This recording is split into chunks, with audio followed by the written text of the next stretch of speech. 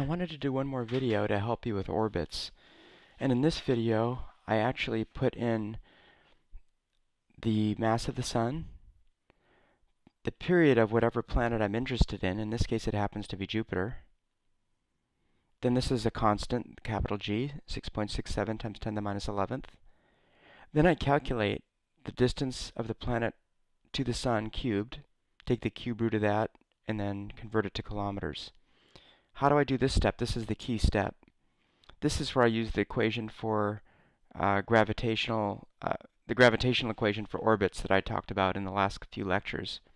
What I do is I take g, multiply it times the mass of the Sun, that's g times m, divide it by 4 pi squared, which is this term here, and then multiply the whole thing by the period of the Sun, the period of the orbit in seconds, which this is days here, I have to convert days to seconds, and then I square that number. That's what this is here.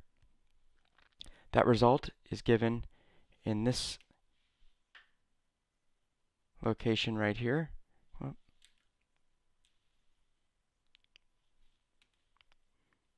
There we go. The result is given there. Divide it by 1,000. Take the cube root of it, divide by 1,000. That gives me the distance of the planet to the Sun in kilometers. So let me show you that this works. If I go into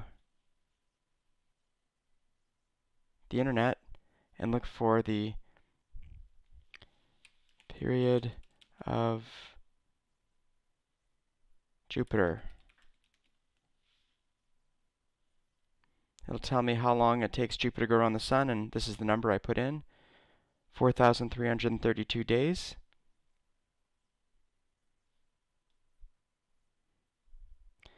And let's see if I get the right orbital distance. It tells me that the orbital this site tells me it's about 483 million miles. I calculated,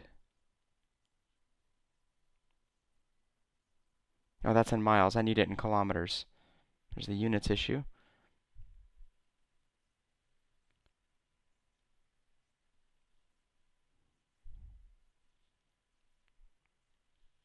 I'll go distance of Jupiter from Sun in kilometers. There we go. About 779 million kilometers. I calculated 778 million kilometers. Keep in mind, Jupiter's distance, or any planet's distance from the Sun, varies. It doesn't orbit in a perfect circle. So this number is not a perfect number, but it's quite close to the average value.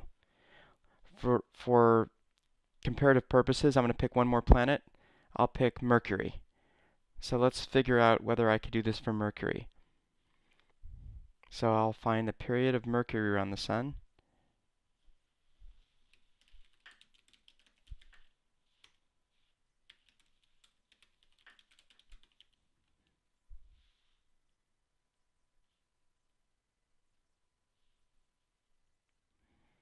And it looks like Mercury takes about 87.97 days to get around the Sun. So Mercury only takes about 3 months to get around the Sun once.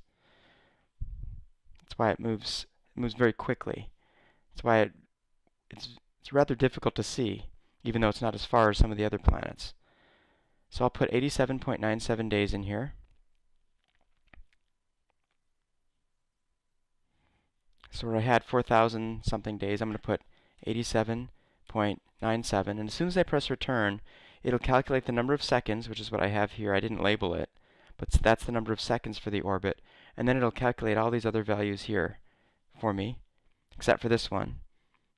That's about 57.9 million. I'll say 58 million.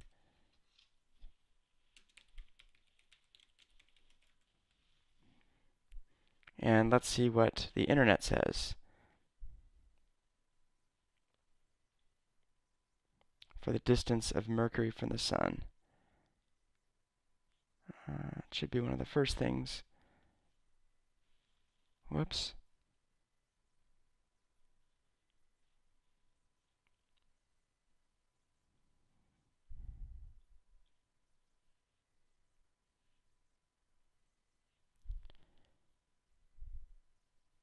goes between 69 million and 48 million, it looks like. The average is about 58 million kilometers. What did I calculate? Oh, I called it miles. It should be kilometers. Sorry about that.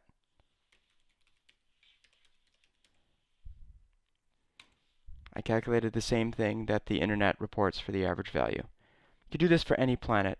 All I'm doing is applying the equation for orbits here. Hope this helps you in your calculations. Take care.